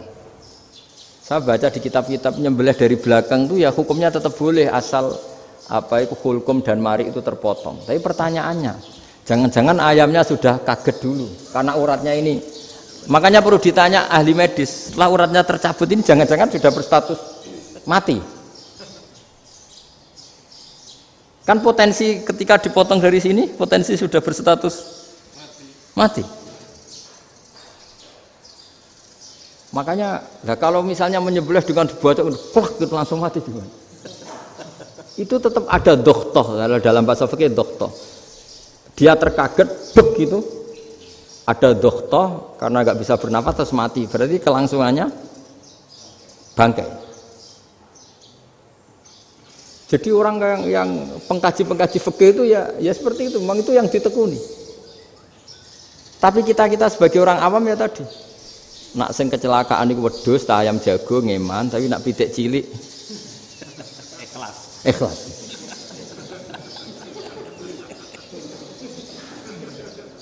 Makanya ada pertanyaan orang-orang, saya pernah ditanya itu ya bingung tenan. Gus, kalau ada orang mati oplosan misalnya, jenengan datang sholat enggak?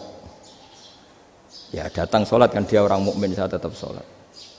Kenapa? Ya kan matinya oplosan. Tapi andaikan tokoh yang mati, kamu sholat enggak? Ya sholat kan dia tokoh. Jadi ribet.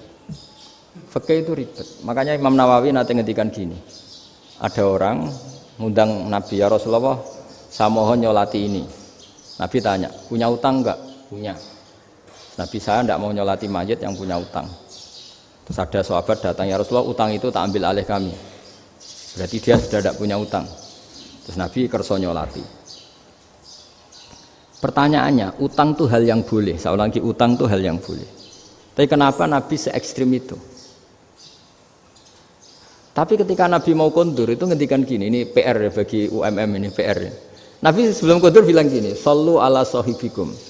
Jong saya tidak nyolati ini, tapi tolong ini disolati. Terus kata Imam Nawawi, dianalogikan atau dikiaskan siapapun pelaku dosa besar atau mati dalam keadaan tidak benar. Misalnya pas dugem mati, pas oplosan mati.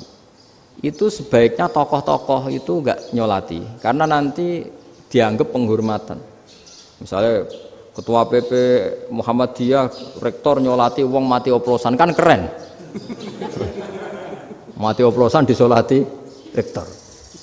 Ya sudah, tapi kalau nggak disolati nanti ada tradisi yang keliru, yaitu janazatul muslim tidak ngalami disolati. Padahal siapapun yang muslim, janazahnya harus disolati.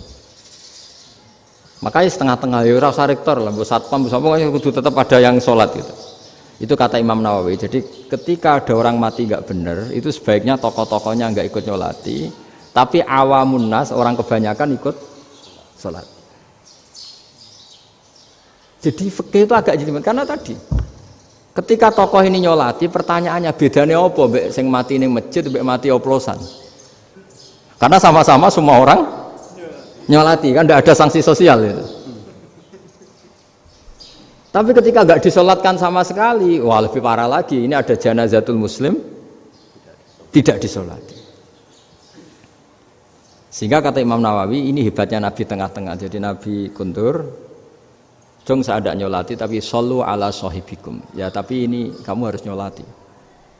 Kata Imam Nawawi, orang yang mati bunuh diri, orang yang mati oplosan, orang mati secara nggak benar itu asal dia muslim tetap wajib disolati, karena sholat ini hakul muslim. Kan seorang muslim diantara haknya apa? Ketika mati dikafani, dimandikan, disolati. Tapi ini masalah matinya pas murtakibul kabiroh, pas melakukan dosa besar. Dan itu sebab kematiannya. Kalau dia oplosan, kan sebab matinya ya karena oplosan. Ya kan terus ribet. Mau disolati oleh, apalagi misalnya kita ketua ulama, punya terkenal wali, wah keren, mati oplosan itu disolati wali, kan ribet kan? Nanti yang repot malaikatnya. Itu ya, ini yang nggak kata bahaya. Saya pernah baca kitab itu yang repot malaikatnya. Itu ada yang bilang gini, orang yang punya hutang itu pasti nanti hisabnya berat, diaudit malaikat sampai bisa nyaur hutangnya. Sementara malaikat kena konstitusi, kalau Nabi mendoakan harus mustajab. Ini kan ada dua hukum yang berlawanan. Sekali Nabi berdoa, Allahumma ighfir lahu warhamhu, itu harus dituruti malaikat. Enggak boleh doanya Nabi enggak dituruti malaikat. Sementara aturan Islam juga harus dituruti, bahwa orang yang punya utang harus tersandra oleh utangnya. Tapi nak sing dunia Pak Haris kan, enggak tekno. Enggak ngefek gitu. Jadi misalnya Pak Haris donga sampai nangis Allahumma ighfir lahu kan, enggak ngefek. Malaikat enggak itu, enggak sudah lah Ustaz. Sortir. Tapi kalau Nabi yang berdoa kan harus dituruti. Ini masalahnya kan itu. Nah kalau diturutin berarti hutangnya harus bebas. Padahal secara aturan harus tersandra karena punya hutang. Nah, nanti sama kalau yang mati oplosan ini yang doain wali, kok wali sampai Allahumma ighfir lahu. Doanya wali kan harus terkabul. Sementara secara hukum dia harus kena sanksi karena oplosan tadi. Daripada ngerepotno malaikat, sudahlah wali-wali ini tidak usah ikut nyolatin, yang nyolati ya orang-orang nggak jelas ini, sehingga kan malaikat kan santai aja kalau mau nyiksa. Loh tapi kan sudah didoain, nggak ngefek. Karena doanya orang-orang nggak penting. Itu ada tuh di sarah Muslim itu. Di sarah Muslim di bab ketika Nabi ngintikan babu qauli Rasulullah sallallahu alaihi wasallam, sallu ala sahibikum. Jadi belajar fikih itu asik ya. Karena tadi harus dipelajari. Kalau enggak, ilmu ini hilang. Terus nanti takutnya lagi ilmu fikih itu direduksi sosial. Terus misalnya gini, pepe wong cilik wae kiai-kiai ra gelem nyolati. Orang melihatnya ini karena yang oplosan wong cilik om larat ra disolati. Jajal bupati ya disolati, mergo amplopnya gede-gede kan terus ruwet kalau dianalisis gitu kan ruwet. Makanya kenapa saya harus ngomong fikih supaya semuanya itu enggak didudukkan urusan sosial itu. Nah kalau semuanya didudukkan sosial kan sentimennya sentimen sosial, ribet.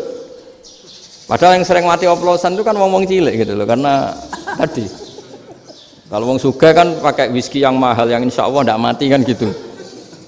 Yang mati kan ya mergo Virtus macam-macam itu kan. Artinya ini kalau nggak diterangkan secara fikih, kiai-kiai yang nggak datang dikira masalah sosial kan. PP salam tempel era gede terus enggak datang kan terus jadi ribet. Ya makanya ini lewat pengajian ini supaya sampean lebih tahu ya bahwa khazanah Islam ini kata beberapa ulama kafatal linnas, maknanya semuanya, sehingga Allah akan mentakdirkan kajian Islam akan ada di seluruh dunia. Jadi kenapa IAIN marak di Indonesia, UMM, Universitas NU banyak, karena agama ini kafatal linnas, tidak miliknya orang Arab tapi milik semua. Orang alimnya juga gitu. Ketika ada liga alim seluruh dunia, itu orang Indonesia, orang Afrika, ya selalu ada orang alim yang kelas dunia. Seperti dulu ada Imam Bukhari, itu as-sakhul kutub ba'da kitabillah. Kitab terbaik setelah Quran itu Bukhari. Padahal dikarang oleh orang Uzbek. Kata siapa? Islam As-Sobyan, orang Arab ngakui kalau kitab paling sahih itu Bukhari. Mekah Madinah pun mengakui kalau kitab paling sahih Bukhari. Padahal pengarangnya ada orang Arab. Orang mana? Uzbek. Imam Ghazali yang diakui seluruh dunia itu Atos itu ikut Persia, juga bukan orang Arab, Sibawayh ya orang Persia. Nah, ini yang belum ada orang Malang ini, tinggal PR ini. Ya nyusul ya, ya Sarah, demikian. Assalamualaikum warahmatullahi wabarakatuh.